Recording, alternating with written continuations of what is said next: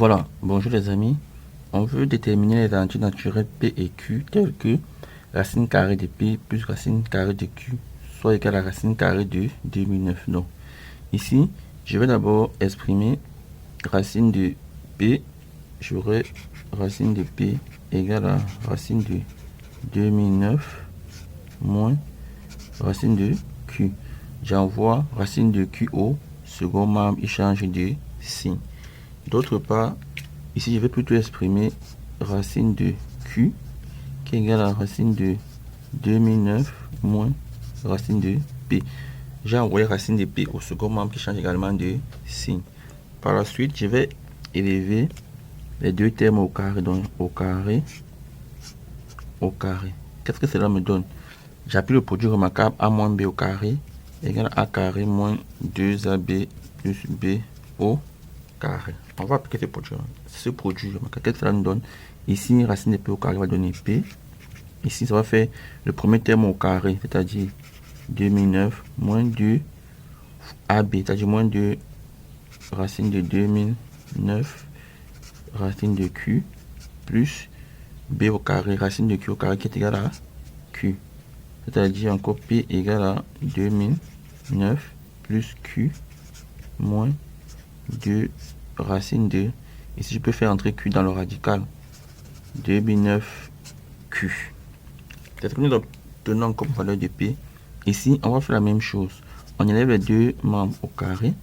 Ça fait ici Q égale à A carré, c'est-à-dire 2009 moins 2AB. A, c'est racine de 2009 fois B, racine de P, plus racine de P au carré, qui est P. Ce qui me donne encore Q égale à 2009 plus P moins 2 racine de 2009P. J'ai fait entrer le P dans le radical. Or, on peut remarquer que 2009 est égal à 41 fois 49. Je vais donc écrire à présent ici P comme étant 2009 plus Q moins 2 racine de 41 fois 49Q. Et ici, je vais écrire Q comme étant 2009 plus P moins 2 racine de 41 fois 49 P.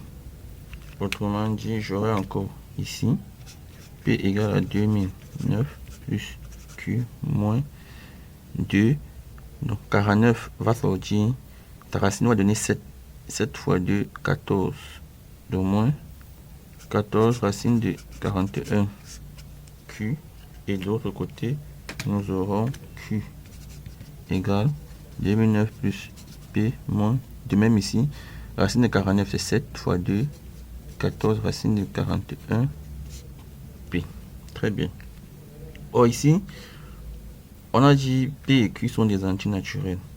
Et si P et Q sont des entiers naturels, alors cela signifie encore que ce terme-ci est un entier naturel. Puisque si P est un entier, on a un entier.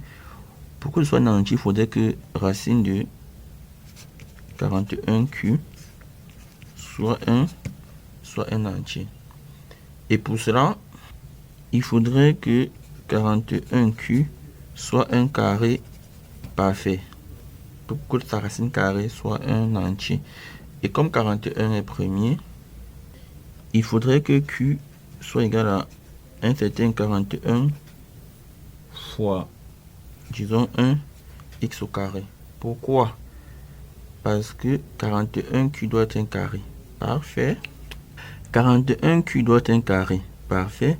Ça signifie que dans le terme Q, on doit avoir 41. Donc 41 doit être un diviseur de Q pour qu'on puisse avoir un carré parfait au niveau de 41.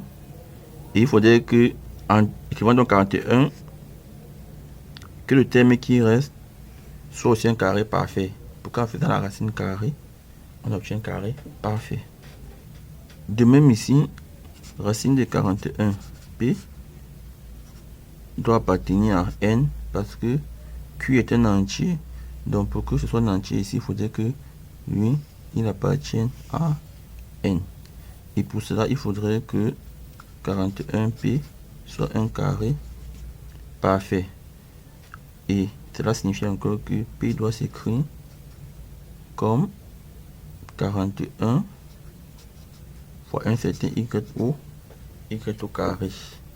Pour que 41p, qui est un carré parfait, soit égal à 41 fois p qui est 41 y au carré, c'est-à-dire 41 au carré fois y au carré, qui est donc égal à 41 y de tout au carré. Donc voilà pourquoi on dit que P doit être égal à 41 y au carré et Q doit être égal à 41 x au carré. Voilà. Nous avons donc obtenu Q égale à 41 x carré et P égale à 41 y au carré qu'on va réécrire ici. Q égale à 41 x au carré, P égale à 41 y au carré. Une fois que c'est fait, on n'aura plus qu'à remplacer. Bon, on a racine de P plus racine de Q égale à racine de 2009.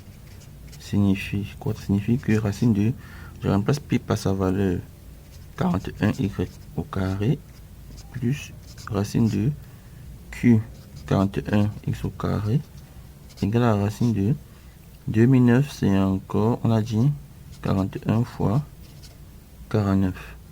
Ce qui implique encore que on fait sortir y racine de 41 plus x racine de 41 égale à, je fais sortir 49, 7 racine de 41. Je simplifie par 41, ça me donne y plus x égale à 7, ou encore, pour être plus élégant, x plus y égale à 7. Étant donné que x et y sont des entiers, quelles sont les valeurs possibles? X, y. Donc si la somme deux entiers donne 7, on peut avoir dans x 0, 1, 2, 3, 4, 5, 6, 7. Et les valeurs de y sont, pour que la somme donne 7, on doit avoir ici 7, 6, 5, 4, 3, 2, 1, 0. Donc voici l'ensemble des couples x et y. On a dit x plus y donne 7. Alors, on a de 0 à 7, de 7 à 0. Dans la somme partout, on voit que ça donne bien 7. Maintenant, qu'est-ce qu'on cherche? L'inconnu, ce n'était ni x ni y. X et y sont des inconnus auxiliaires qu'on a utilisés. En réalité, on cherche P et Q. Donc, voici Q, voici P. Donc, si on va mettre P, P est égal à 41 y au carré. Et on a Q égale à 41 x au carré. Voici les valeurs qui nous intéressent. Donc, on va commencer par P. On va utiliser la calculatrice. Par P. Donc, pour Y, P c'est 41 y au carré. Donc, pour Y égale à 7, P c'est 41 fois 7 au carré. Ou encore, Y au carré, 7 fois c'est 49. 49 fois 41, ça fait 2009. Ici, pour 6, on va faire 6 au carré fois 41, c'est-à-dire 36 fois 41, ce qui donne 1476. Ensuite, ici, 5 au carré fois 41, c'est-à-dire 25 fois 41. 25 fois 41, ce qui donne 1025. Ici, 16 fois 41.